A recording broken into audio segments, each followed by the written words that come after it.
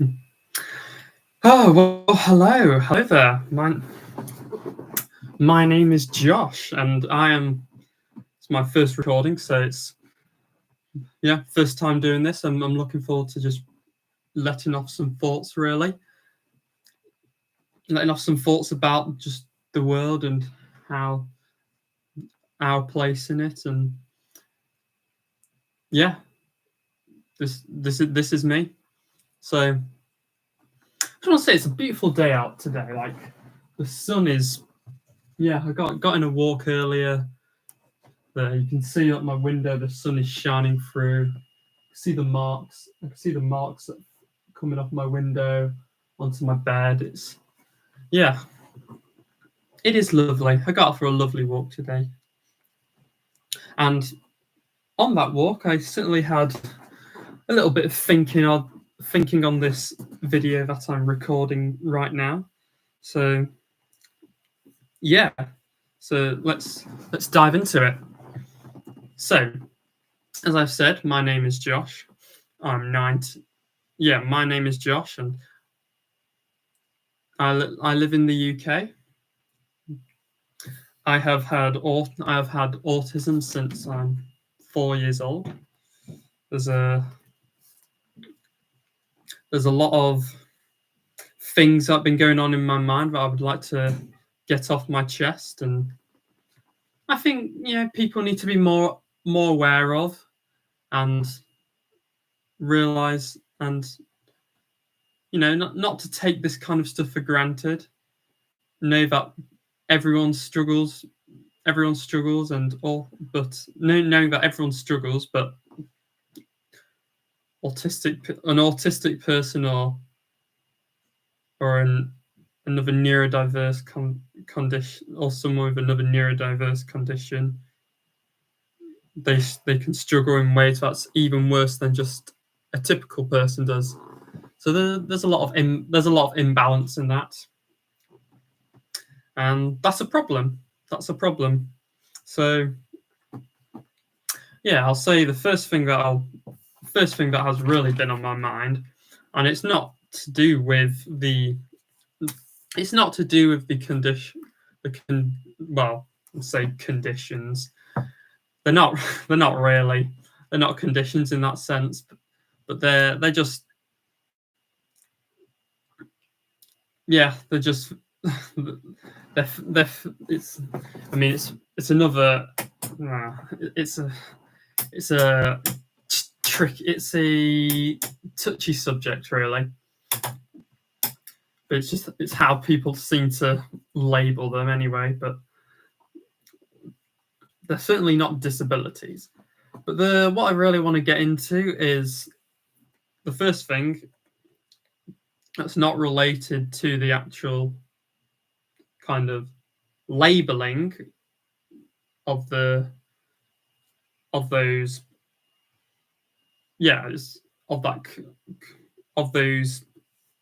those traits. It's not anything to do with the traits or the actual condition. It's probably a better word than saying disorder or disability, because those are just not true. It's about how society is laid up. Opportunities in society, they're quite scarce. They are quite scarce. It's very much not in my favour, or an autistic person's favour, and an ADHD potentially as well. Well, dyslexia, dyspraxia, OCD, these kind of things. They don't really. If let's say if you go to an interview with and people, say if you go to if you're in one of those categories, have one of the things that one of those neurodiverse traits that I've just mentioned, and you fall under that umbrella, then you will kind of know that if those kind of things get spotted by in a interview, let's say, you kind of, or if you're just if you're just having a discussion with a random person, it could be your friend, it could be some stranger that you just met for the first time. Who knows? Who knows? It could be anyone. But let's say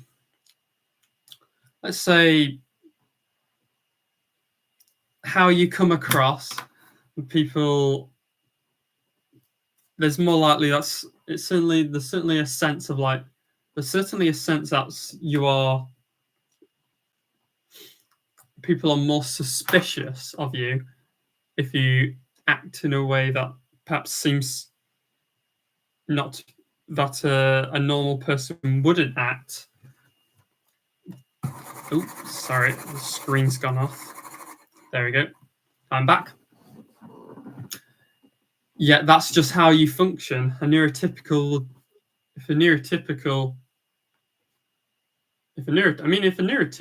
person just has something that's a slight stuttering or a slight fumble in their words, but they can kind of move out of it quite quickly, or any neurodiverse individual take a little getting used to it, like it's kind of with practice you get there, but there's a learning curve there. I mean, I've had quite a few things already where I've not quite had the right wording, which is also another thing, especially me having autism, and that's something that I think many people don't really quite get. I'm like the wording is important to me because it does. Yeah, it does. It can affect you in many ways. So I'm careful with my wording. So, but yes, but the general thing is that this kind of stuff can affect how opportunities seem to come your way. Some people get lucky because some people can get lucky. Their personality just kind of fits with how everyone likes them to be, how society likes you to be. Some people get lucky in that they're just quite likable.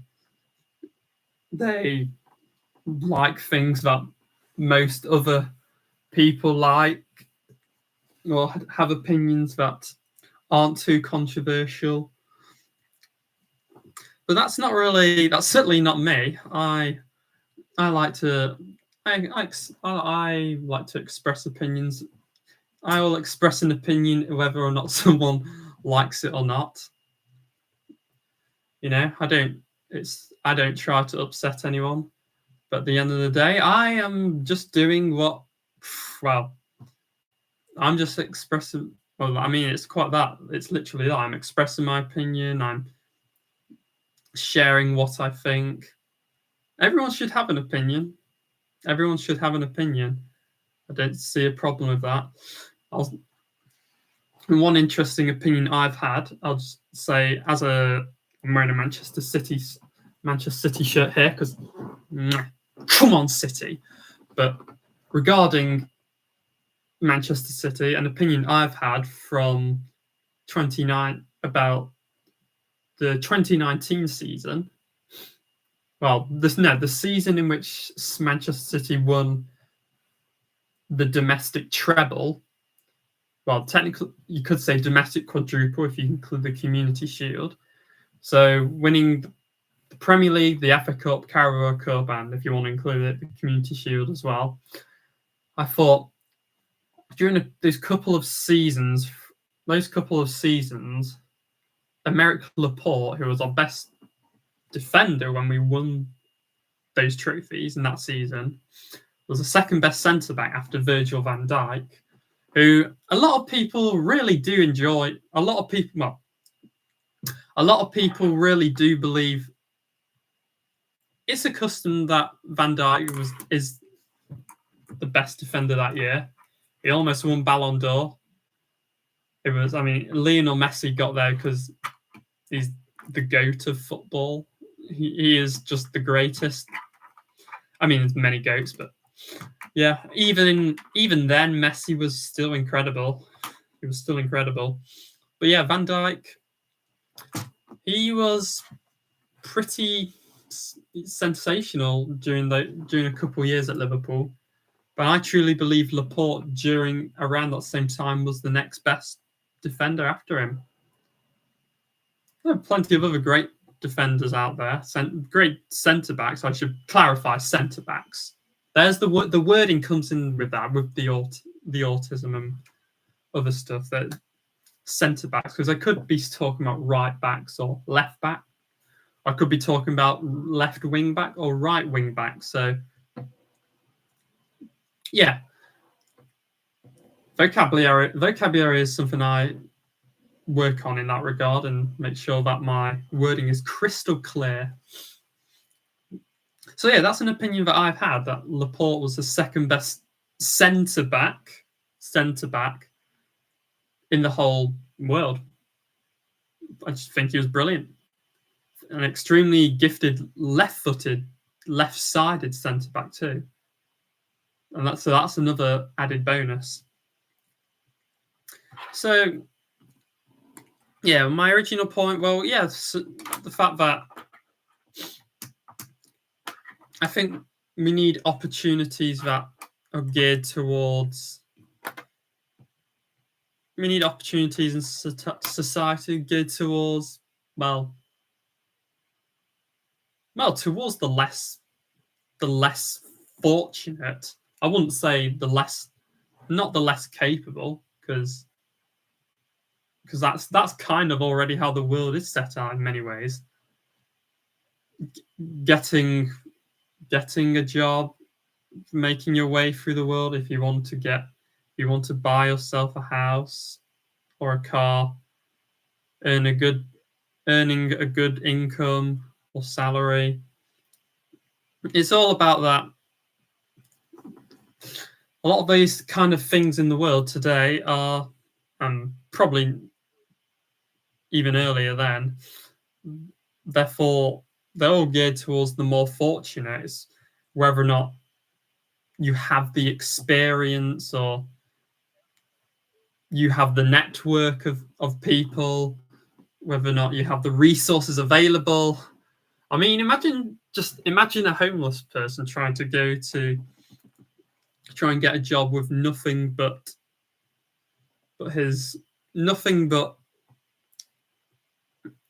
passion and a desire to do good in the world and to seem like a good fit for what they want, for the job that they are applying for. They can't really they're not gonna. I mean, it's really sad to say this, but they wouldn't get it, because they wouldn't be able to get in there because the opportunities are just not available. They'll get disregarded immediately. And yeah, it's crazy to think about, really. I can't understand why they don't. It's crazy. Yeah, it's a lot of problems in the world. And in this scenario, to give, a homeless person can't just make their way on their own without having. If you're looking to get an actual, a 9-to-5 job, they want certain requirements you have to fill. Like, yeah, it's unfortunate. I mean, they can't earn their own house, for starters. They can't. Yeah, they won't have access to some kind of technology because they're living and sleeping out on the streets. It's awful. So I mean, it's quite a big. I mean, it is a big thing in the UK, but there's not places geared towards homeless people. But this is why I'm kind of pleased to have gotten out of the education system really now. It's a very narrow-minded and narrow-minded and a straightforward way of thinking. It doesn't promote you to make a difference in the world, to go after what you really are inspired to achieve, or advocate for things that you care about. It doesn't do that kind of stuff. So now some people, I mean, again, if you are a particular kind of person who happens to thrive in the world and how society seems to want you to act, then yeah, it's a little different. Probably those kind of people have more, well, like I referred to earlier, they'll have more luck. They'll get more opportunities that way, but some people just aren't like that. I can't say I'm not like that. So opportunities, they can come in all sorts of ways. For example, I was on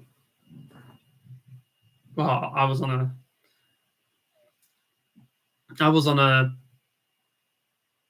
supported internship last year, just helping autistic people, those with like SEND needs or they have trouble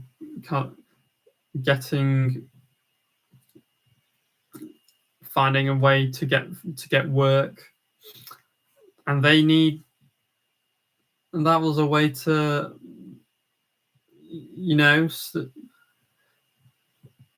expand my horizon a little bit and get new experiences. Having said that, that is still in the world of work, and there were still rules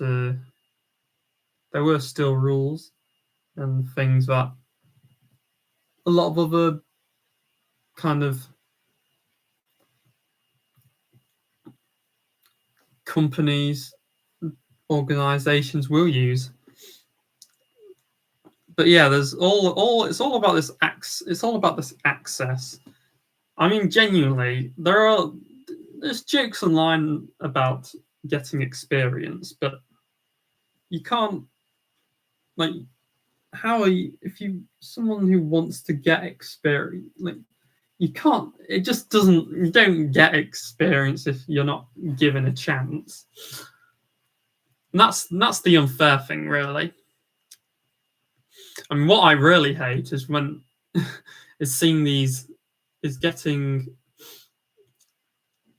getting an email back about my interview outcome and just seeing it and just seeing the response saying, "Thank you for applying for such and such company," and after that, the first word, unfortunately, we cannot accept your application at this time. Thank you for applying. Something like that. And that first word in their response, unfortunately, I'm sick of seeing that word. I do not want to see that word ever again.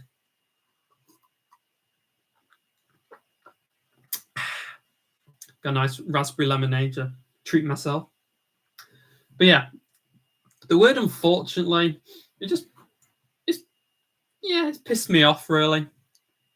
If I could get rid of it out of the dictionary, don't need it. Like it's such a silly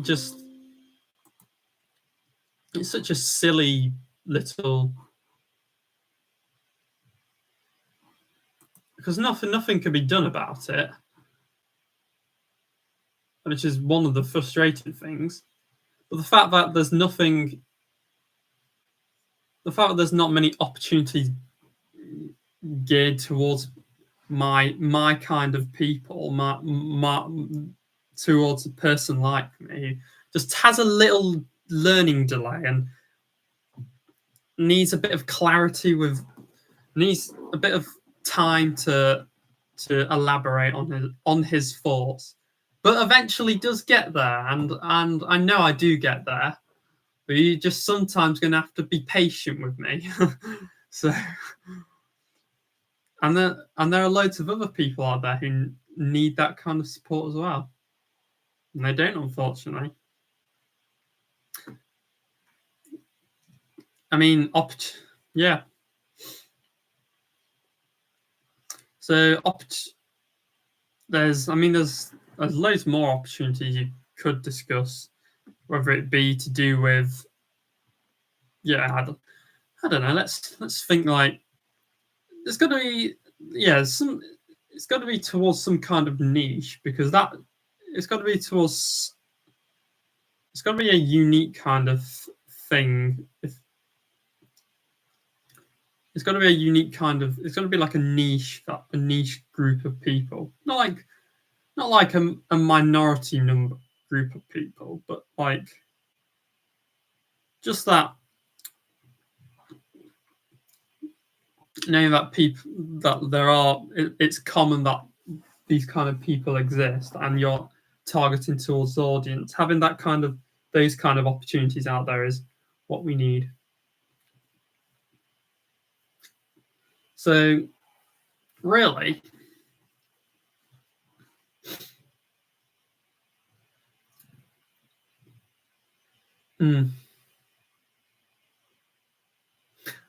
yeah.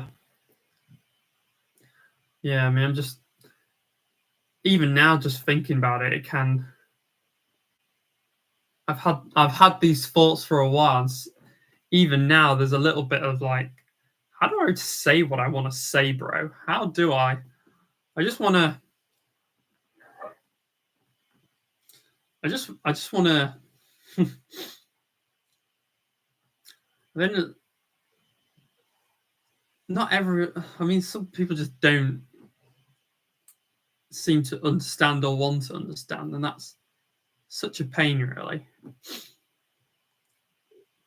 Like, at least have a willingness to listen, rather than get all defensive. Some people do just get extremely defensive about stuff, and it's like, oh, okay, I can see you don't want to listen. Right, that's it. So yeah, just, I mean, getting people into, I mean, I suppose I've been on this internship I've been on is targeted towards education. Well, get people from education to work. However, it's not really, to be honest, it's not really anything new about that as such, or anything different about that. It's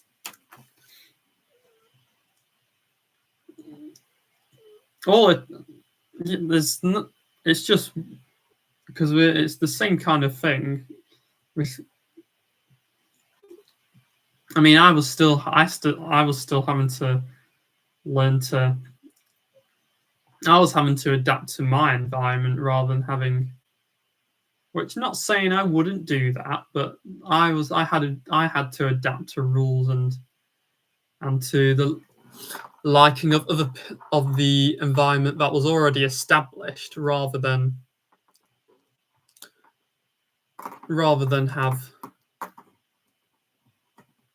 have people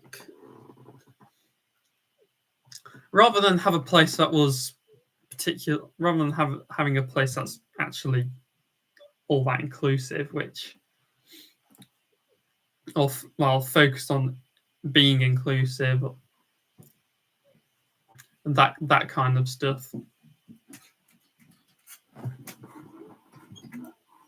Hello. I'm doing something.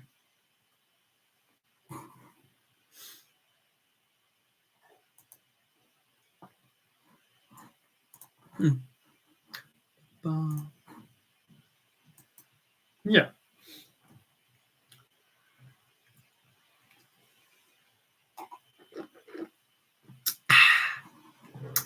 Oh, lovely, refreshing sip of raspberry lemonade.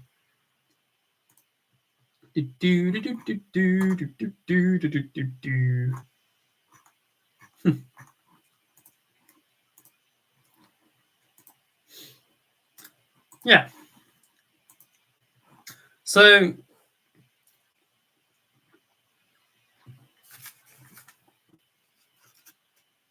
yeah, so it's incredibly scarce. It's incredibly scarce. The fact that there are just loads of people just not doing, just not getting opportunities to live the life they want is the most sad thing, because of what society tells us we should do rather than what we believe in. Fortunately, there aren't many opportunities out there where we are given up, where we can pursue something that we believe in. And yeah, can't get too negative about it, but we want to be we want to live a happy life, and sometimes we have to acknowledge the negative before we can truly embrace the positives. So yeah, that's my first little takeaway. We need some kind of,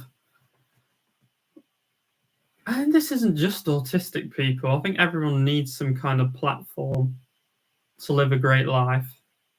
But I talk about autistic people and neurodiverse people, and more specifically those struggling education because of a learning delay or perceived disability, which it isn't a disability really. It's pardon me. Just how their brains are wired. It's another thing I'll probably get onto in a bit. However, these kind of I'm talking specifically about this umbrella term of people, because the culture around this is one of, they can't do much. They're slow. There isn't much they can offer, or that they're capable of, or what, or anything to do with. They don't offer anything interesting or amazing to the world, or whatever, or to or to other people, or they don't offer something to the business or whatever, and it's just very black and white thinking. The way there's loads of other types of people that get looked down on in this aspect, or there's loads of other types of people that have problems in the world, and it's all about solving problems, really. But in this regard, autistic neurodiverse / those with learning delays, I won't say learning disabilities, learning delays, don't have they just don't, like, it does affect these kind of things seem to affect they can affect performance, and other types of groups of people have challenges for sure, and there are loads of other even normal people have challenges for sure. But in this aspect, there's nothing that they won't struggle with verbal communication, non-verbal communication. They won't struggle with socializing. They don't have to wear a mask. They don't have to conform. They don't have ready-made expectations just placed upon them that they don't agree with, which I'd say, speaking as an autistic person, I have plenty. And really, we should be given more opportunities, and have more people should show a bit more empathy. Really, empathy seems to have gone out the window. Like, we seem to have to make our own way in the world, or whatever. That we're expected that we have things figured out, or that we don't have something to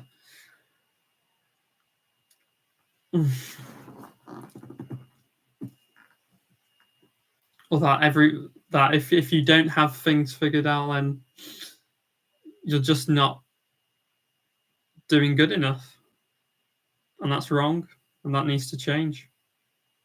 I think it's a cultural shift needs to happen there.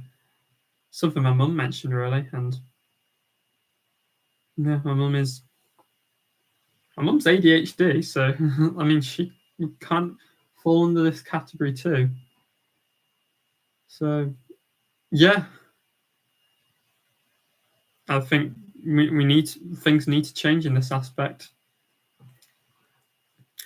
and bringing could be through social media, connecting with your local community. I mean, I know there are entrepreneurs out there who do this kind of stuff. And there's one in particular I found recently that I've been made aware of from my mum, to be fair. So there's hope. There is hope. That's not something we should be teaching, really. That's something we should be teaching. So yes, opportunities in society, we need more of them. We need greater access to them. We need it to be reaching to a greater variety of an audience that's not exclusive to a certain subset of people, but only the best. Not only the best get these opportunities, or the richest, but anyone can make their way in the world. So yeah, some kind of hub would be great for that, to be really. Yeah. Next up, something that I've thought about recently, and it's something I've become aware of the last couple years. I would say when I think after I left school, after I left secondary school. Yeah. And I think it's probably something that when I was at secondary school, I was guilty of too. It's the general sense in the world that we live in, people, we're not really looking out for each other. We're not really looking out for each other. Or at least at the very least, there's just less connection. There's just less connection. There's less human connection. There's less universal connection. I mean, really, it's like, how are you supposed to... I mean, we've all got to... I mean, I think of myself as quite an independent person. And before I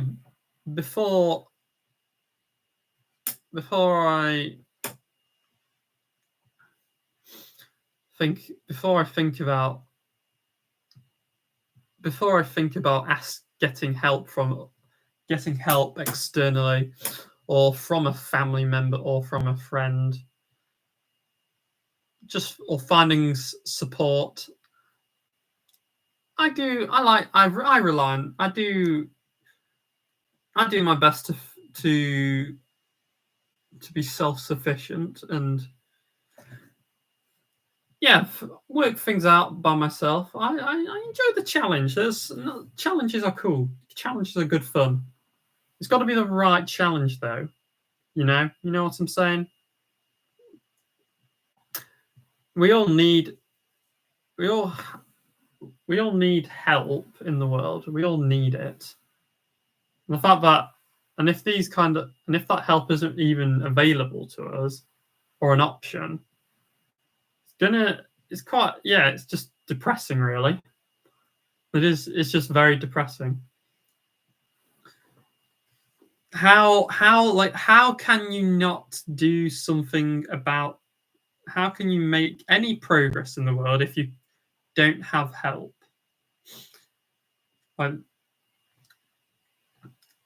Even a lot of people, even many people popular on social media, even on this platform, YouTube, Instagram, TikTok, X, or if you want to call it X, I will call it Twitter. I will call it Twitter. So you disagree with me? Yeah, okay. But I'm calling it Twitter, so respect that opinion. Then there are a lot of people, influencers on these platforms that... I'm trying to remember what my original point was now. The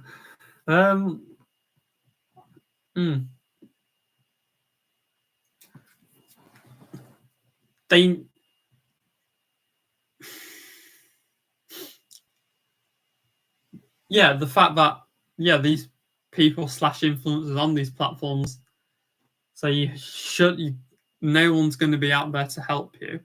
You've got to do it all by yourself.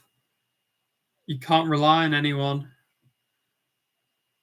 And I think, I don't know about that for sure. I think there's a lot of... That's not really... I think it's false. Ultimately. Why would you...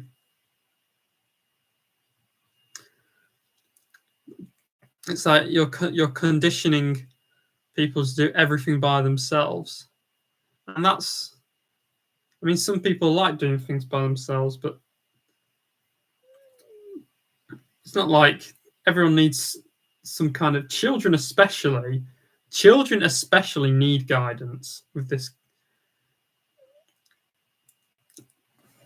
And if they're being told that they're not going to get support or get help, they're gonna bloody freak out about it. You gotta. And if they get that general vibe, children can pick up on stuff. You've got the brains, the neuronal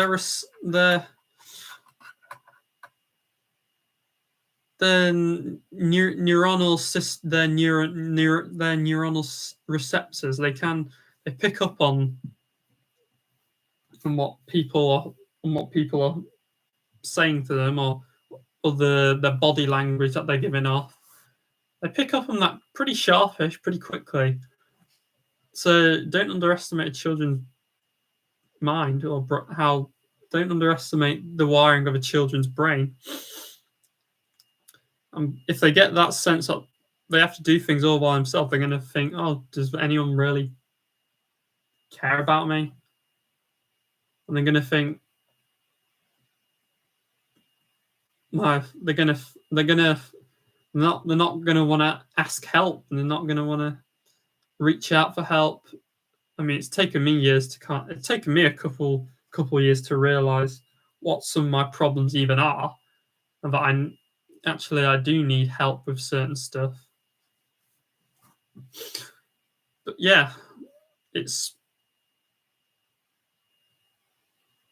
the fact, like, at the end of the day, I've just really found that I mean, it's strange that I'm talking about how just getting out of education has been quite good for me. But I can a lot of the time use the time I'm spending to how I would like to. But when I was at primary school, when I started off at school, I mean, sure, yeah, those problems exist. Those problems would have existed back then, no doubt. But I just also remember, like, yeah, it just seemed like there was a community, at least, and like people did care for one another. It seems to be now.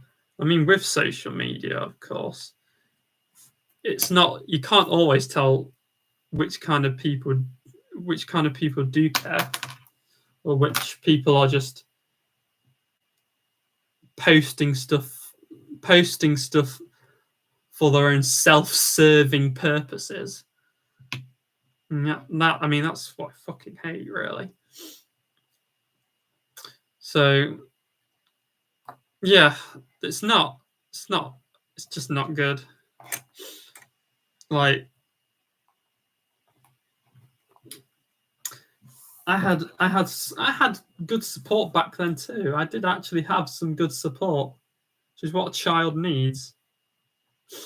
I mean, there are a couple of occasions where I did freak out, about certain stuff, like, I couldn't do a math problem in my there was a certain math problem I couldn't do, and I needed help in my last year at primary school. But certainly with emotional empathy, I mean, even with intellectual stuff, with even like seeing things from another perspective, actually pretty good with that. Intellectuals, just seeing a different viewpoint, embracing it, accepting that other views have validity, and you're never pushed into like thinking that way necessarily, but I think I'm decent at seeing that stuff.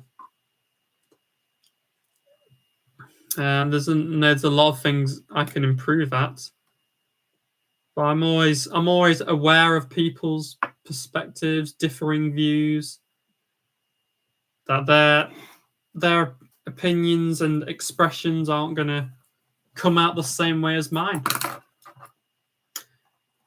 A lot of that I've kind of learnt a lot of that because I've been a lot of it through kind of the way society's set out and stuff like that. But also, I've been taught from quite young. I've been taught from a young age the need to, the need to,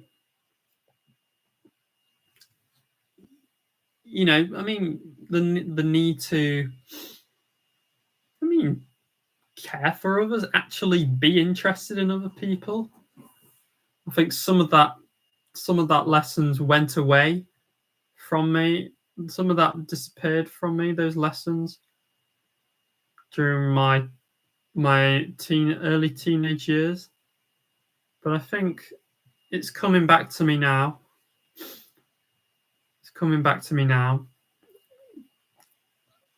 Just we need these kind of lessons to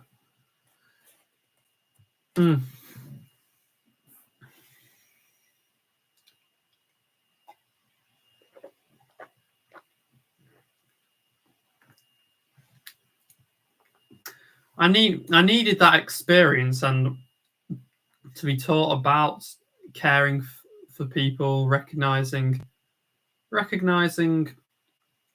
that, okay, recognizing where I make mistakes, recognizing also that I don't need changing.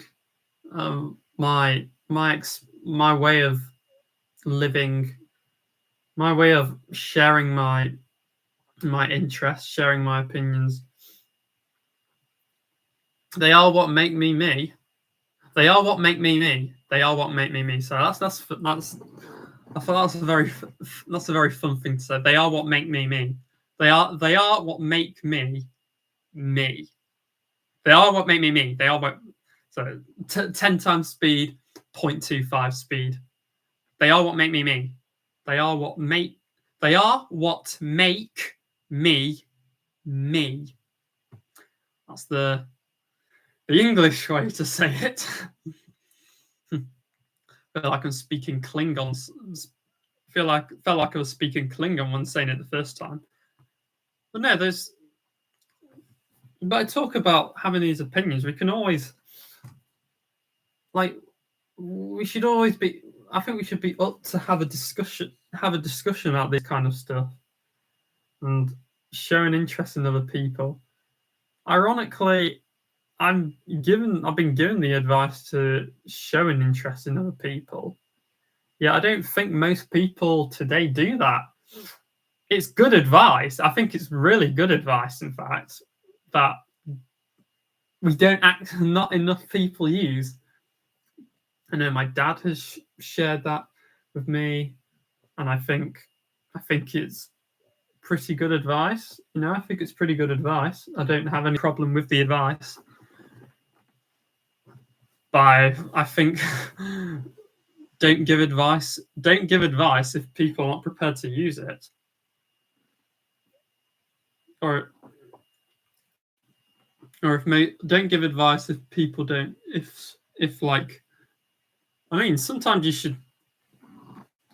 Sometimes you have to be the person to do something. Or if other people aren't doing something that you think isn't doing something that actually that a lot of people seem to say would be a good thing to do, then what the fuck are you doing? What the fuck are you doing? Be the person that's gonna be the person to take up your own advice if no one else is going to do it. That's what I would say. And sometimes it is also easier said than done to do it. To care about. Sometimes you don't know how to necessarily care for someone. And that is okay. Like, we have sometimes there are things that we just miss. We don't see something that we could be better at, and that happens. We're only human after all. A human autist in my case, but it's the fact that we used to kind of care more about the world than we do now. Despite all the things that are happening, despite all the despite a lot of the despite all the good despite all the like services that are available, even to the content that's available at the snap of your finger. I mean, like, literally at the not the snap, it's at the click of the finger. I mean, destroying half of the world was at the snap of Thanos' finger. So, you know what I mean. But we're not talking about conquering the whole universe. We're just talking about the things within that universe, not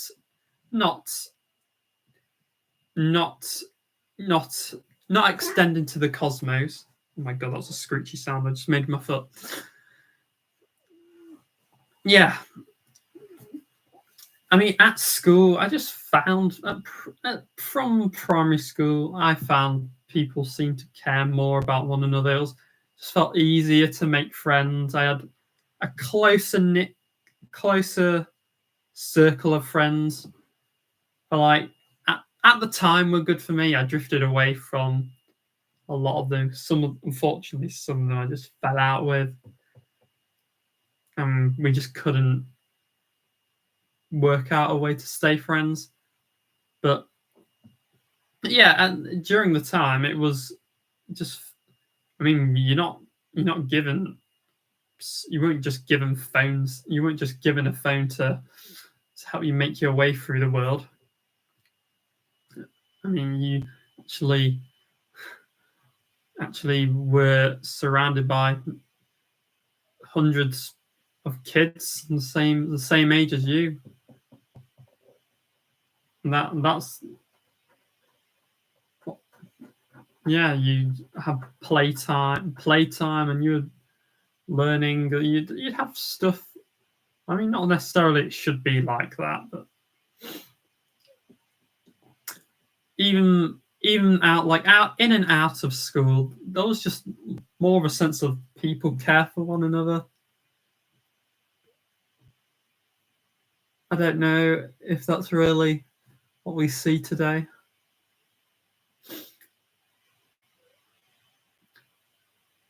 So it's another thought I can leave with you there. We should be more mindful of the struggles that everyone faces, but cannot realize that we're not the only people with problems in the world. Realize that the world doesn't just evolve around us. Yet also, we need to realize that the world doesn't evolve around us, yet it also does evolve around us, because we kind of make up that world as well. You know what I'm saying? And just be careful of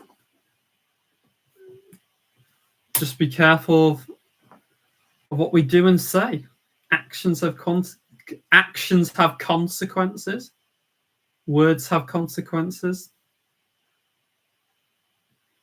So yeah, let's go on to the next point. So we moved on from that. The next one are I mean, this is an interesting one. So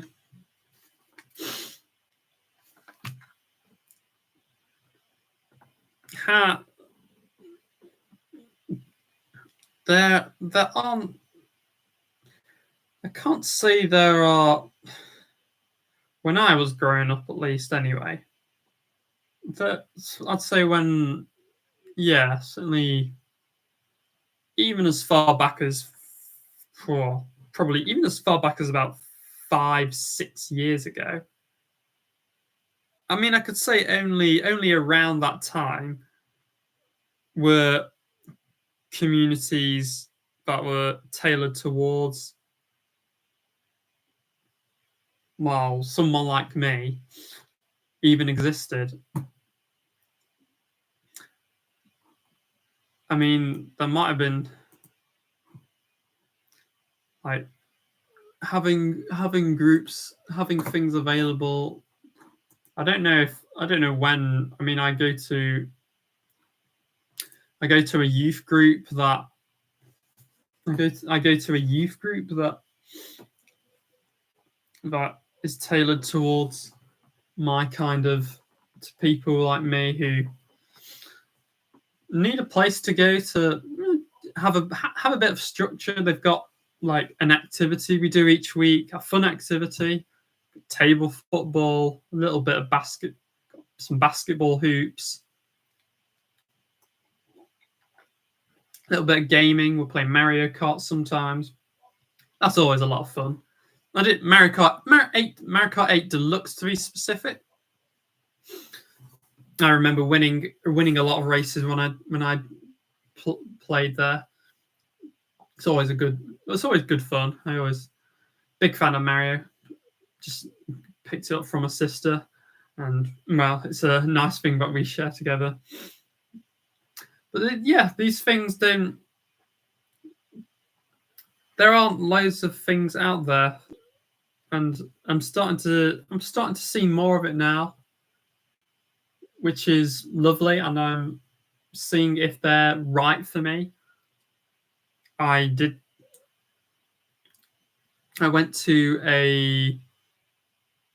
attended a drop-in service charity. That was for, yeah, if you wanted to, have a chat, people your own age, have a biscuit, a cup of tea. It was to do a bit of colouring in, drawing. But that, I mean, the unfortunate thing about that is that only lasted. I only went to one session of that because the charity got shut down, which really saddened me. Really saddened me. I know I'm maybe not saying in a super emotional way, but it did sadden me. The fact that it's not around anymore. I've had to kind of manage that reality and keep cracking on with my own life. But it's something there, and I say I'm glad to have tried and made contact. Very glad. There's also there's a place in my local area where we go to. I mean, I live in Derbyshire, and there's a bar around my local area where it has a social autism night, one every fortnight. You can have a bit of dancing to some music, get to know some people. It's free. It's free to go down, free admission. You pay for your drinks, but it's free to go down, and I mean that's nice and accessible.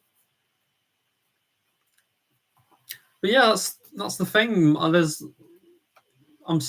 are more stuff like this out here. It just would have been nice if that kind of thing was around when I was younger. But I have to say, the fact that these stuff is coming around, it does give me hope. I'm encouraged. I'm inspired even. It's great. what is unfortunate? I'm using that word again. Unfortunate. Don't like to use it. I don't like to hear it. Don't like the fact that I used it. However, it is unfortunate that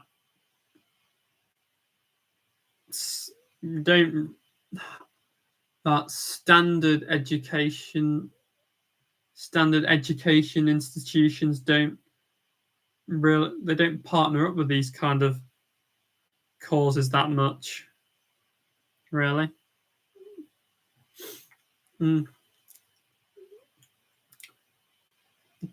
Only within their own terms. Within their own terms, that's how. Within their own terms, you'll get some support, probably. Well, that's not always enough. That's not always good enough. We need more. We need more services. We need more support out there. We need more specialized support out there. Loads of people have, they're fundamentally similar as people, but with very different issues at the end of the day, which all need listening to. All need listening to. Like I said this earlier, in this recording. There are lots of problems in the world we need to solve.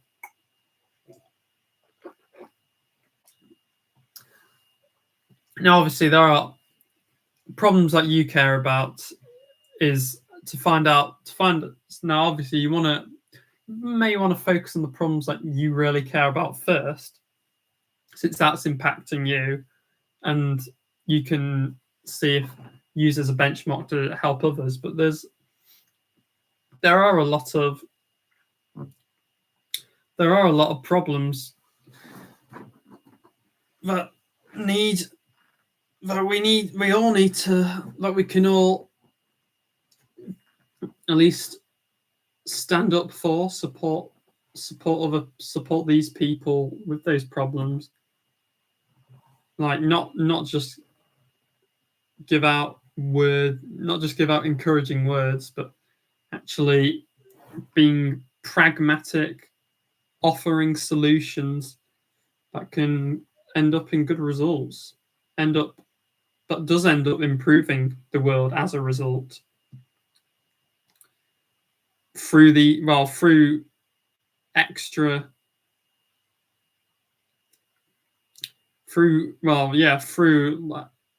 almost a somewhat altruistic way of thinking that isn't just about developing business for money's sake or whatever, but actually if it's going to make people, if it's going to support people to make a difference, then why wouldn't we do this kind of thing? And I bring it back to how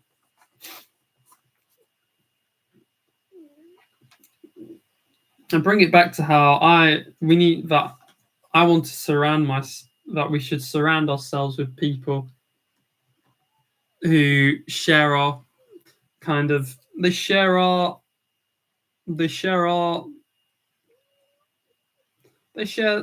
similar goals. Well, they share similar. Well, they share similar visions. I don't know about that. They share a similar line of. They share a similar line of thinking that which is on the lines of it's similar values to you. Similar values to you. You finding the right people, surrounding yourself with those people. It can. I mean, unfortunately, I don't find in my area that there are loads of people like me. But with time and effort and even a little bit of luck, I've found, there are people that I would say, even that there are people that I would even say just a little bit like me, and kind of they share my beliefs. I'm encouraged to I'm encouraged to surround myself more with these kind of people, with these groups, communities. But I mean, I will say at the end of the day, something that isn't encouraged much, to be fair, is how we're not really.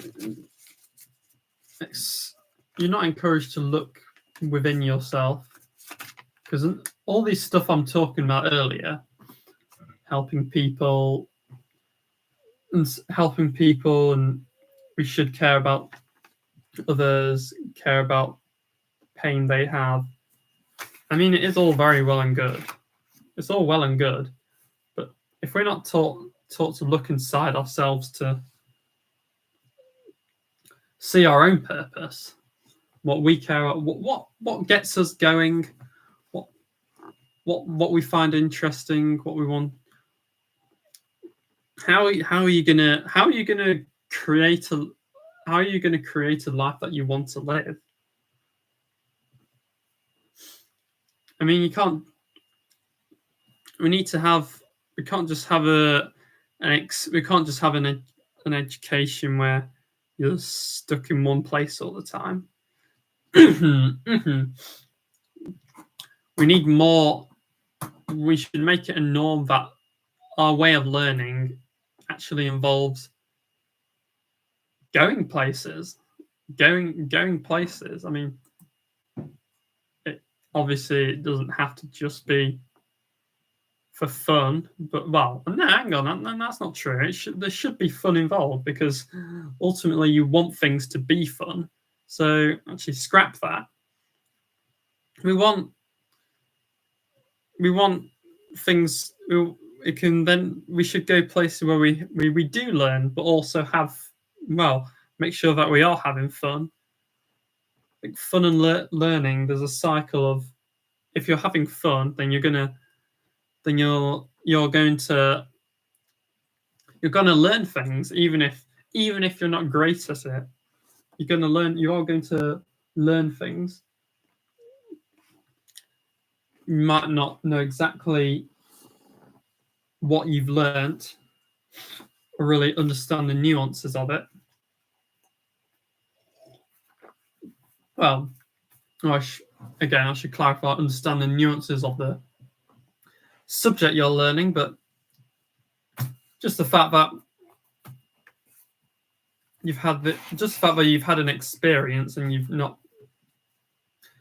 just been in one place using your brain without any real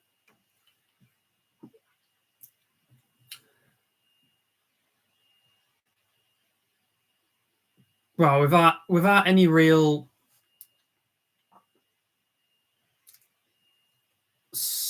what's the word? The fact that you've had some experience, and the fact that you've had an experience in the real world and not just in one place where you have just your brain to use, plus maybe a book, but it should be becoming more common to that, not just for learning new stuff, but for us to actually learn things by going somewhere. I mean, you may have to go to one place potentially for a bit to maybe recap what you've learned, I suppose. But ultimately, we want to find experiences and niche topics and people with some kind of knowledge on a topic where you get to test and apply your unique thinking. Use your logical side of your brain. Which I think it's your left side, your logical, like the analytical side, or is that the right side? Or is the right side the creative and more people-oriented person? I mean, both are important. So, yeah, this kind of stuff is not. It's not encouraged. It's not encouraged to do. Frustrates me because I've had mentors like that who just aren't encouraging you to do that. Encourage you not. They encourage you to listen to.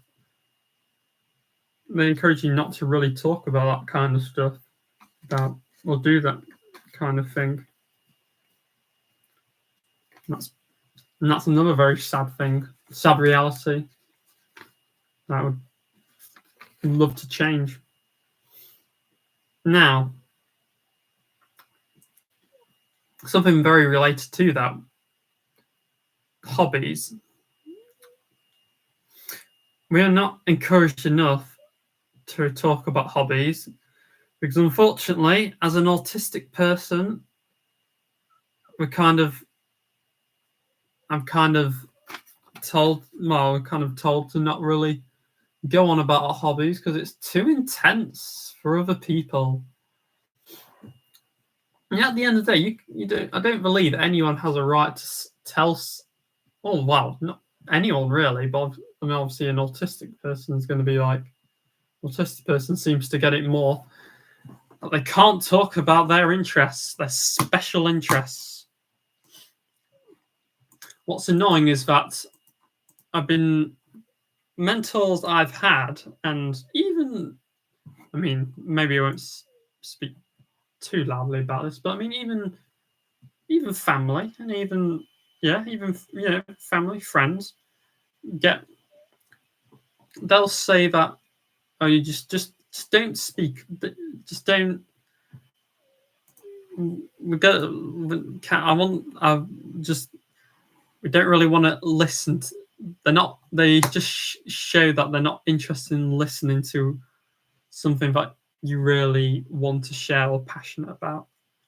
I mean, I've had conversations. I've had mentors say that you should take an interest in other people,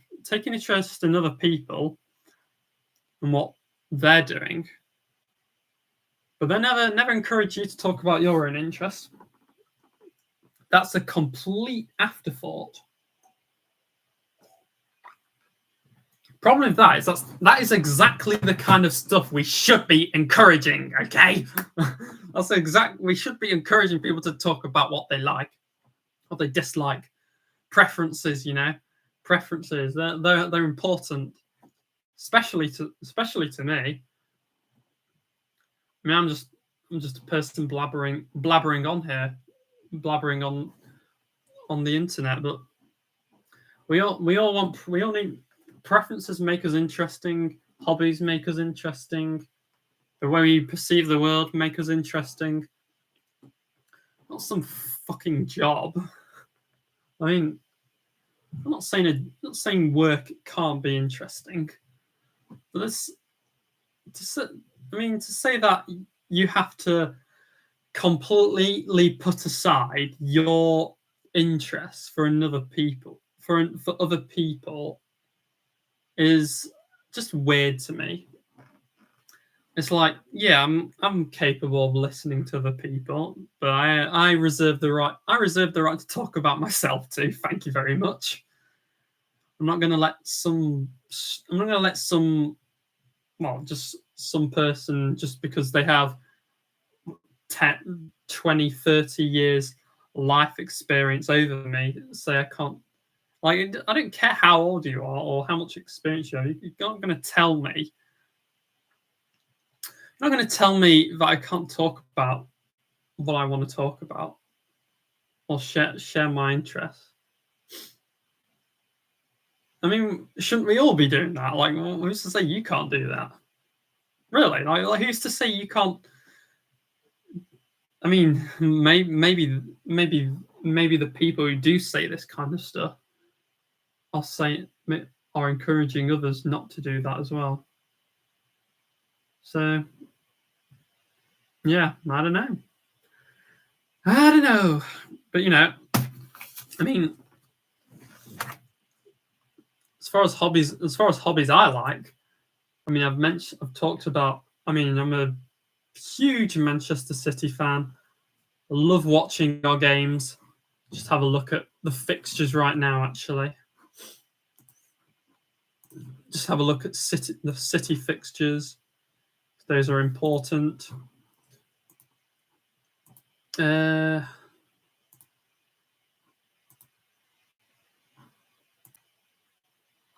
Oh, okay. Hang on a minute.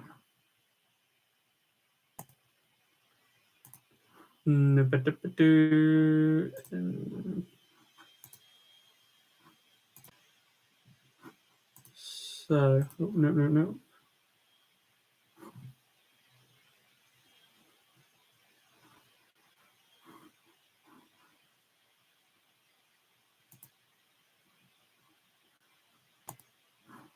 No, hang on.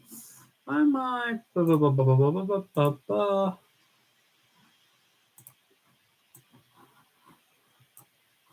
Okay, that's okay. So, hang on. There we go. Yeah, City games. Hang on. Oh yeah, Fulham have beat United. That's good. Yeah, that's a lot of fun. United aren't very good at the moment. I love that I can say it.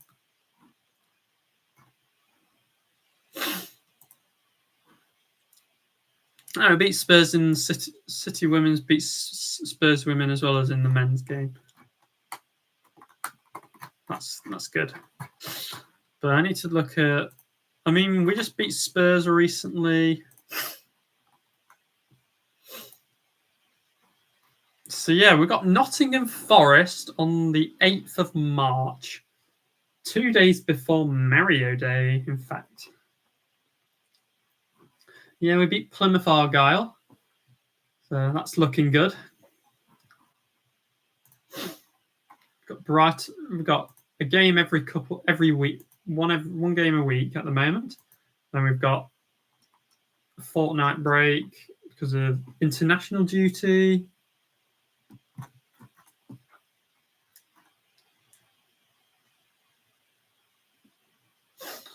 Nathan Ake is injured.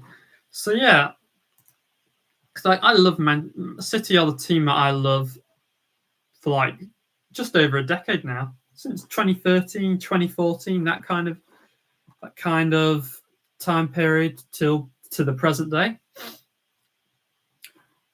I mean, I'm blessed to say that I've been growing up with the likes of Sergio Aguero. That's my all-time favourite footballer. Always has, always will be. 260 goals for Manchester City. I mean, what a legend. What a legend. It doesn't get any better than that. David Silva, possibly greatest ever midfielder. I've grown up on him. I mean, him or Colin Bell or Kevin De Bruyne. Kevin. I mean, De Bruyne and David Silva really are comparable in my opinion. They really are. I mean, today people talk about Kevin De Bruyne. I mean, but the thing is, David Silva, the way he just plays, he's just an absolute maestro. He did get plenty of assists back. He did get plenty of assists for City and a decent amount of goals. He wasn't a huge goal scorer, but he got them. He knew how to score a good one. He was just a magician with the ball. I mean, the fact that a Real Madrid or a Barcelona didn't sign him up, like the fact that he chose us. I mean, like he didn't want to be a bench player to the likes of like an Iniesta or a Xavi or at Barca or like a. I mean, I'm just thinking of the Real Madrid team at the time when he left Real Sociedad. The Madrid team had Mesut Ozil and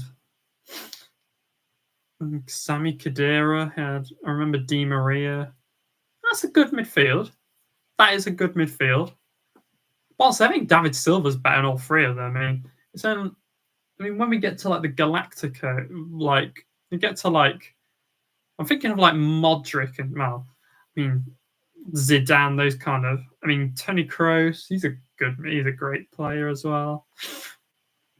I think he's a bit better than Kroos, to be honest. But yeah, but he's one of the best players ever. Yaya Toure, that famous chant with Yaya and Kolo.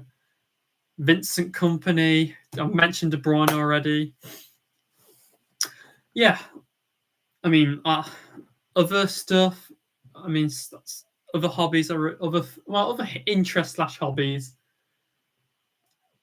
I mean, I'll mention I love gaming, whether that be playing a Mario game, it'd be Mario. I'll be playing a Mario game after this.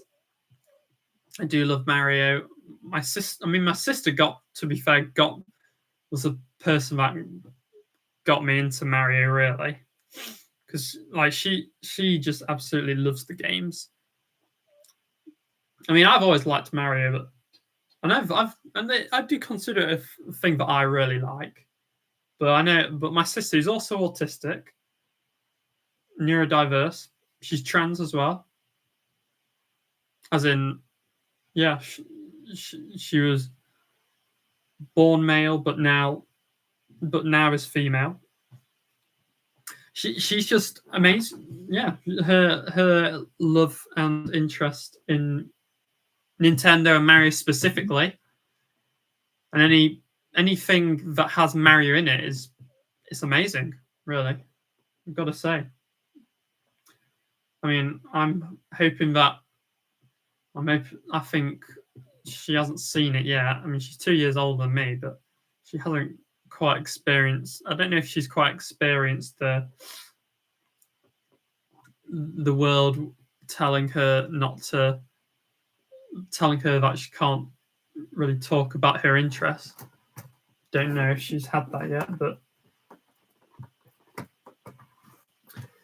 it's just unfortunate, really.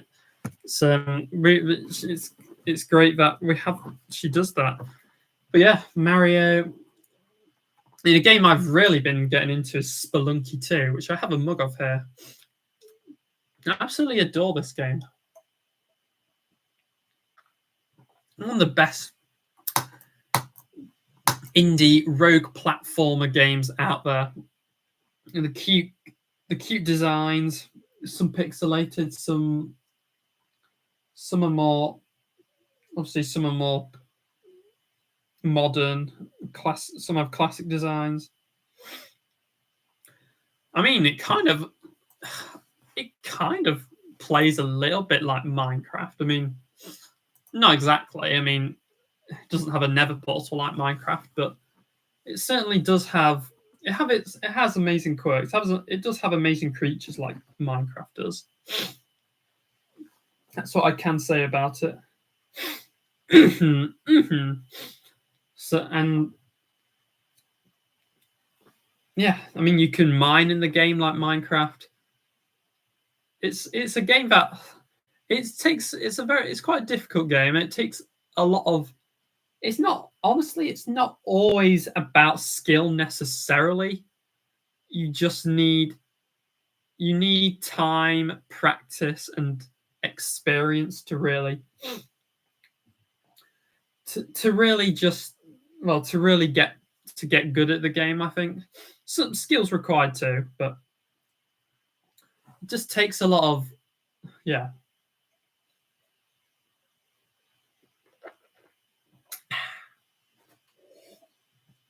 Raspberry lemonade completed. But it's a game that I've kind of developed a bit of quite an interest into, I'll say. It's a game that I found myself getting addicted to. I mean, despite it being quite hard and dying and multiple levels, there's a boss battle I'm trying to get through at the moment. There's a Olmec. He's the first boss battle you have to face in Spelunky 2. And I just love the way some of the creatures interact, like the cavemen. Like they have their own little like sign language. Like you can't understand, but it's just amazing. Then I've recently got into Lego. I'll show a little bit of. I mean, I've got some Lego sets downstairs, but I won't go too far. Got a bit of Lego here. I've got a Captain Rex helmet there. Underneath that, behind that, directly behind the Rex helmet, I have got some plush toys. You can see a trunk coming out. That's an Elephant Mario. Got a Sonic plush toy. Oops, green gone off again. Come on. There we go. Yeah, got Pikachu and a Minecraft Steve. Now, I created this. This is what I was talking. This makes me think of. It does make me think of a Jenga set, really. I mean, it makes me think of a Jenga set where you can no longer take any pieces out without the tower falling. Obviously, this is in Lego, so obviously, if I just took a piece apart, like if I just take the bottom brick off, it's not going to affect anything. But it's just the fact that, yeah, I just like the symmetry, the 1x3, they're all 1x3 bricks. We've got 3 Unikitty 1x3 bricks as well. And unconsciously, I think I've unconsciously created a Lego, like a Lego set of, well, we're like, for an autistic person or someone who has like struggle emotion, like regulating their emotions, I've created a set where you can kind of identify how you're feeling, basically, your frustration levels, your mood. Like you've got a neutral face here,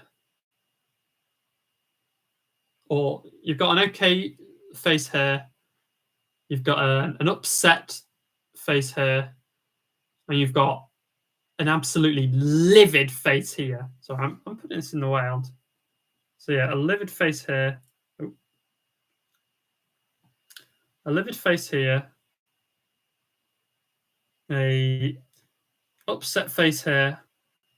And a neutral / okay face there.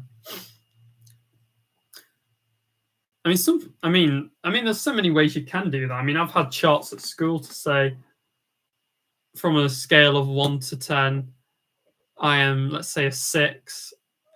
I'm okay. I'm having a decent day. Or use characters. I used to colour in Angry Birds and Sonic the Hedgehog when I was at school. I think I've still got those pictures with me. And that was from a really great mentor, and who knew I had these interests. She knew. She knew because of working with autistic people.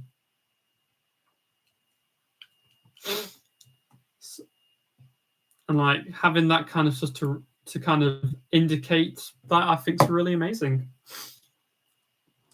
But also, I find the concept of Lego Jenga interesting and also kind of funny.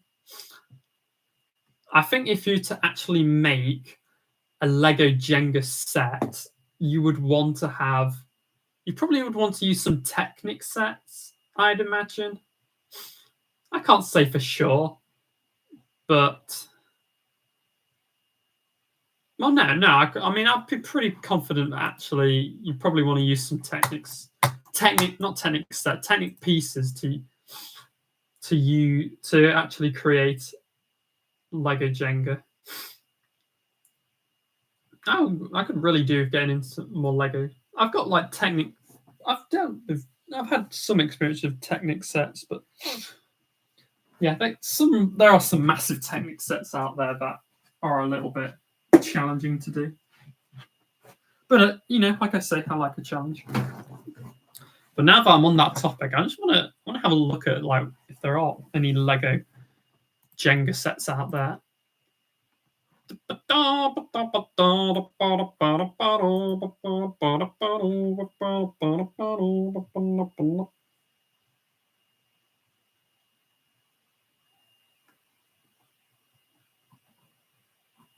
So Lego Jenga.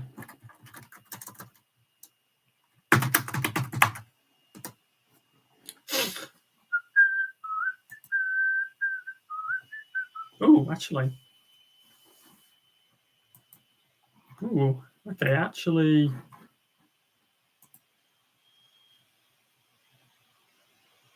Okay, actually, it is an idea.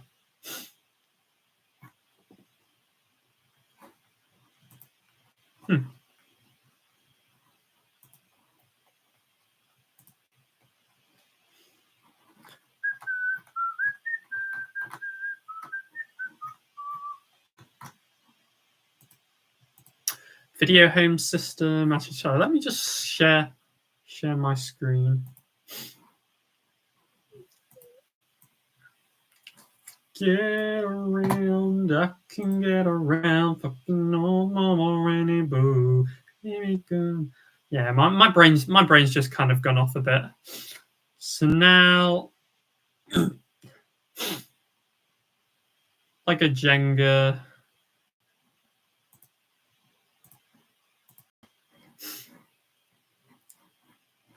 So yeah, Lego Jenga. So I'm on the Lego Ideas site. We type in Jenga. Ah, okay. So it's probably okay. So it's probably not probably not around anymore. But there was.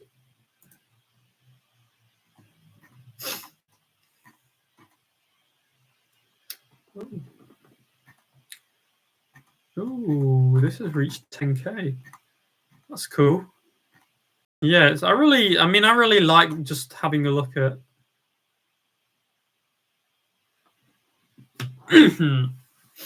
Yeah, I really like seeing just Lego ideas come into fruition. Because like, there's a lot of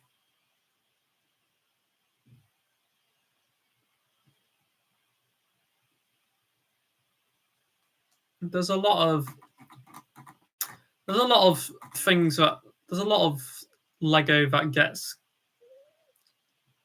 there's a lot of big media franchises that get set up with Lego. Like there's so much Star Wars, which I love because obviously I showed you my Captain Rex. I'll probably think about getting more helmets. Get more helmets in that same series. I mean, the Jango Fett one I'm kind of excited for. But also, there's loads of Speed Champions and Lego City, Marvel. There's not so much. There's a bit of Lord of the Rings, not loads. There's a decent bit of Minecraft and Mario. There's more Sonic. We could do more Sonic though. I think like Pokemon and The Simpsons, I think there's no current new sets for those. So that'd be nice to see more of those.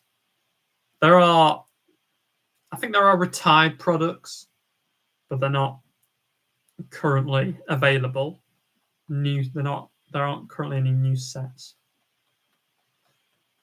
But like the stuff there's a Leonardo da Vinci flying machine. We've got Back to the Future. We've got a DeLorean time machine set. Ghostbusters Ecto car. But yeah, I saw a picture of, where was it?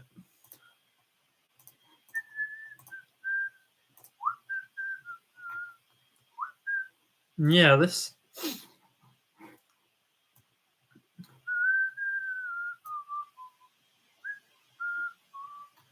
Yeah, that's what it was.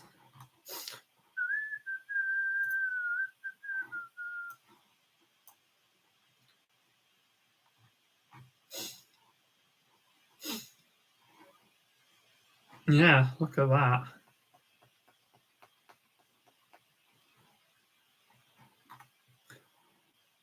I mean, just trying to. No, I mean, all of these are just regular.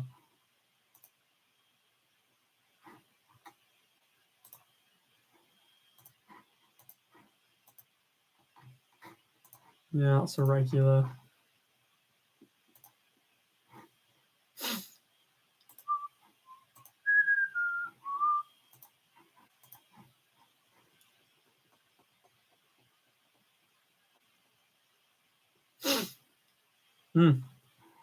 Yeah, I like the colors, the color switch here.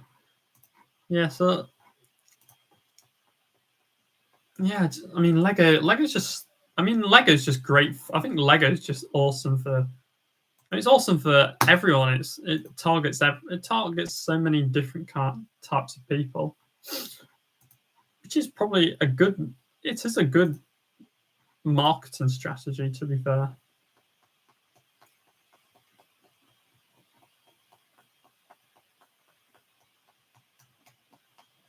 So yeah, like there you have it.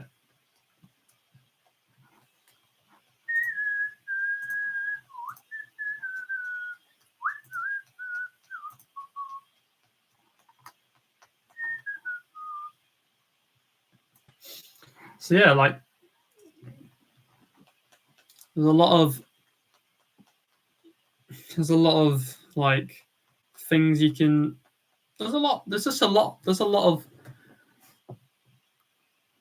I have quite a few hobbies that I like.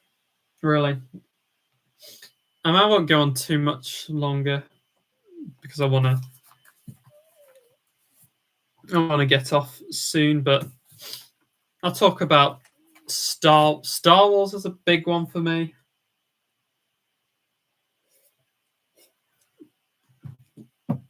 The fact that Star Wars and Lego are both hobbies of mine. I'm hoping to combine my interest into collecting Star Wars minifigures. That'll be awesome. And that'll be really awesome. Because I mean, like getting rare pieces as well. Like characters that don't have too many figures on, don't have too much Lego on them. Well, don't have too many figures of that character. There could be custom characters as well, because I can respect a custom. I can respect a custom set.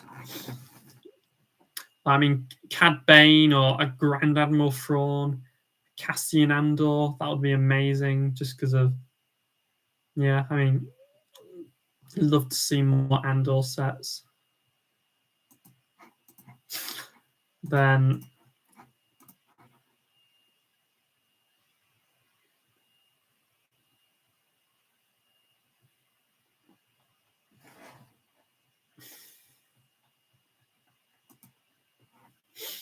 yeah, like who else? I mean, I've seen that there's a Fennec Shan key, Lego Fennec Shan keychain.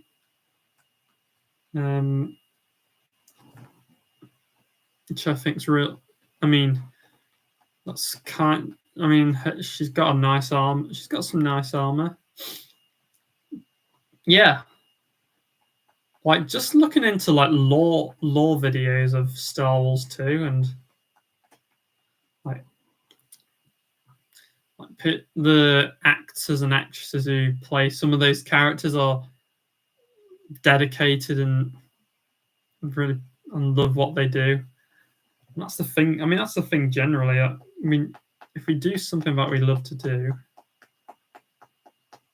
then we will just things just become easier, don't they? When you do something you really want to be doing. So yeah.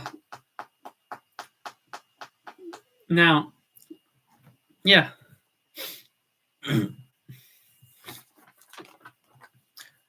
And these things, yeah, hobbies and interests, special interests for an autistic person, they are important, and they should not be neglected, because we can use it to create a career, create an ideal life. Because of just from who you are, really. In a way, I think that is, despite all the crap in the world, that is beautiful. Saying you can do something, not because of just you. You don't need all the knowledge, or you don't need. I mean, knowledge is important. You need knowledge, but you can start off by doing something just as of yourself. Like I can just start off with this recording on my laptop. I could just do it like that. I mean, it might not be perfect doing it the first time, but you do it, you feel good about doing it because you set out to do it. You planned this very thing that you didn't push away. You set out to do this and you've done it, and that's important. And doing that kind of thing, even if you're kind of like, there's a bit of you that's kind of like doesn't want to do it, but no, if you can push that aside, it's all within your heart, your head. I was going to say in your face, but I don't know about that one. It's in. I mean, sometimes it's in how you physically are as well. Sometimes I probably shouldn't be sitting down for too much longer because I need a bit of movement so my legs don't get stiff. However, yeah. However, there's a lot of good stuff about just you, regardless of what you're capable of or what you're like. You don't even need. Sometimes you just need to do something, or you just need to start on something you like or care about, or just reach out to someone. You want to make conversation. Well, I mean, it can be good to have something planned for a conversation with someone, but you can always just reach out to a person. That's the beauty of just being in this world. You can make a difference, and I hope that autistic people. I mean, I say this is aimed at autistic people, but homeless people, LGBTQ, black people, Asian families, people from third world countries, all immigrants, all these kind of people. They're all no less capable than a rich upper middle. They're no less capable than a rich middle class individual who's had all the wealth and the resources available, and they just haven't had the opportunities presented to them. That's the only difference, and that's the frustrating thing about that. We talk about equality in the world. What it's not really equality if people are suffering from not being able to live their livelihoods, is it? Just ask yourself that question, okay? Just ask yourself that question. Why is it, right, that people cannot live their lives? Well, I mean, because there are plenty of people out there who are doing it for their own, plenty of rich people out there doing it for their own self-serving needs. And they're not really thinking about other people, are they? So, yeah. And the last thing before I go, it's going to be we're getting up to 2 hours now. Last thing before I go, I'm going to talk about we need to be careful of what we say, really.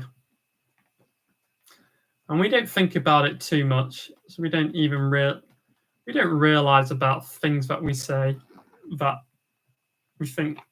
We don't realize. Sometimes we just think, oh, it can seem harmless what we say, but really, there's a lot of toxic things people say, whether intended to be or not. So, I mean, I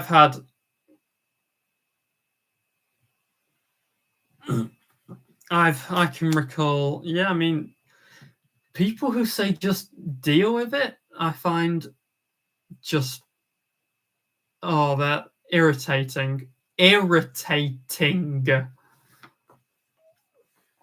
I mean, it's just a complete disregard of your situation, my situation.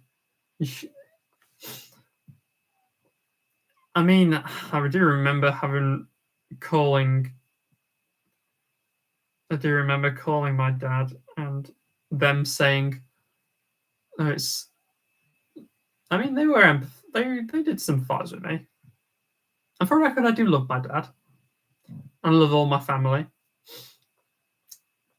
But I will say that I can remember them saying, there's got to find a way to deal with this issue or something like that. And I was kind of correcting and saying, well, I was sort of correcting and saying I've found a way to manage a situation that I've been slightly annoyed by. So I mean, my dad didn't even mean to cross a boundary there. But people say it. I mean, I know at a conference I went to once last year at the end of my internship program, supported internship. It was there was a teacher who said we're not some kind of cult. we're not a cult who like tries to get who's like making other people who's trying to change trying to change the word of work or stuff like that, or trying to like people that we've had from our school on the program are going to go through exactly the same challenges as everyone else, and they're going to have to deal with those problems. And I mean, for one, I found it somewhat amusing you say cult, which is like, that's an interesting choice of wording. I mean, I wonder what makes. I mean, she said, I don't know why. I mean, I was kind of wondering what made her say cult, because I don't think anyone would be thinking that in particular. So I was like, huh? Okay. Now, but the deal with it bit was just like, well, what I found just not right was the fact that they're being told not to, just being told not to, like at that conference, because it was essentially you had to. Oh, so I just need to move my arms a bit there. It was essentially. It was talking about how having to deal with work-related problems the same way as everyone else, and the school that deals with like those like educational needs, because it was a school that has those people deals with people with, well, supposedly special education needs. I mean, there are. Well, I mean, no, it definitely. I mean, it definitely is. I'm just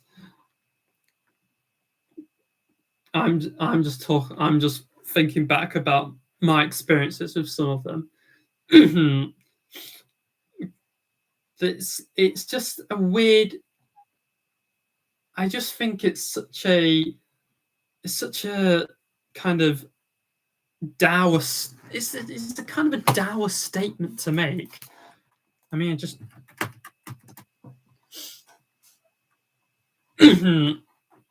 Yeah, it's a very dour, downbeat statement, especially when you think, oh, we want people to live a good life, yet we don't want them. We don't want them to think for themselves. No.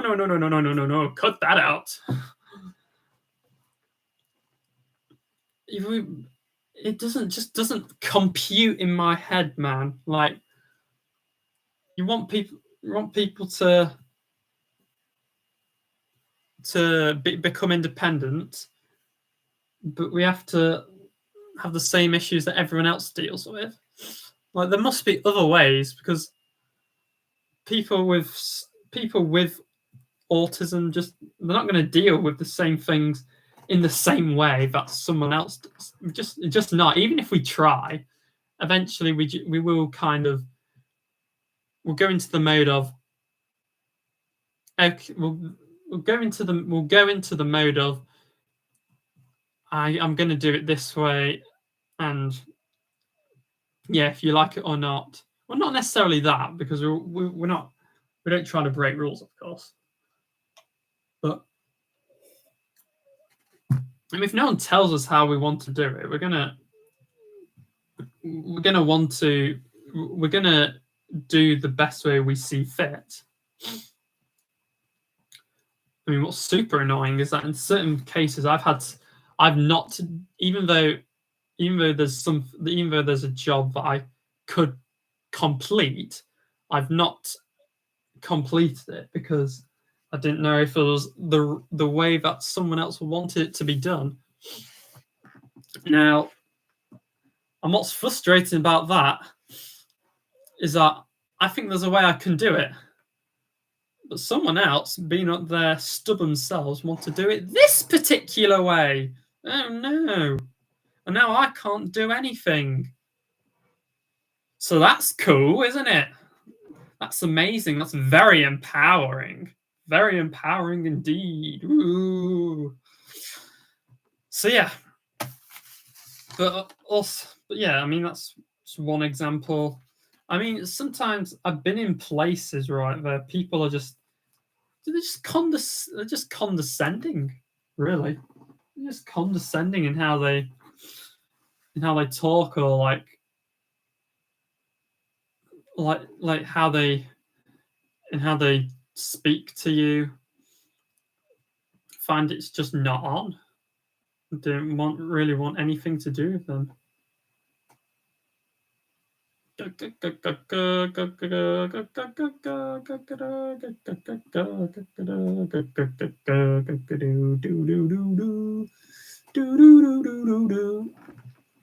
mean, I've had this situation happen when I went down to a restaurant. And then, yes, this is another situation of applying for something, and I just found,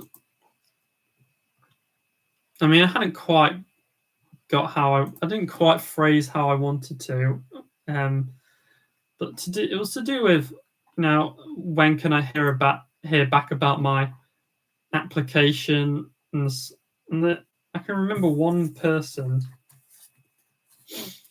kind of saying, yeah, well, so, I mean, I was kind of I mean, I might have been a bit nice, a little bit too nice about it. I was like, no, you're busy and hopes you get to you as soon as possible. It's just like, yeah, they were just nodding about it, like, yeah, we can't get there. It was just saying, yeah, we can't do it immediately. Well, what would have just been nice to hear? What would have been nice to hear about, right, is having the decency to say, yeah, we'll get back. We'll get back to you as soon as we can. We'll get back to you as soon as we can, rather than getting all weird about it, which is the impression I got. And there's just showing that you're just not a dick, basically. So I think some people aren't very good at that. I mean, I know there's a thing with autistic people who aren't great at hiding that. We're not trying to be a dick, though. Not unless you do it first to us. I mean, we won't have a reason to be a dick if you're not, I mean, that's the thing. We're quite simple in that way, and I like that simplicity, because, I mean, what's the point in causing unnecessary drama for the sake of it? What's the point in? We shouldn't be causing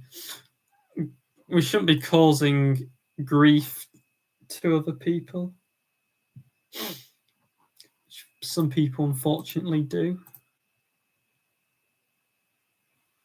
So yeah, there's a lot of things that need changing. Well, there's a lot of, hang on, what am I looking at?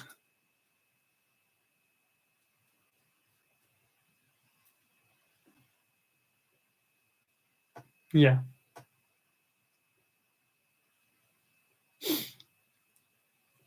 Yeah, there's a lot of, in essence, we need to, I mean, think before you act. Say think before you speak as well. Think before you speak. Think before you speak. You will make a mistake.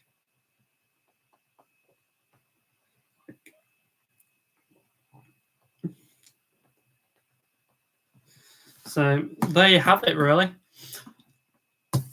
Yes. So whoever, let's just if there's anything we can go off from that, it's like we need to be mindful of what we say, the impacts the impacts of our words and our actions, of course, and to not disregard to not disregard other people's value. So, yeah. Thank you for anyone who will watch this. I've enjoyed getting my thoughts off, and I'll see you soon. Bye.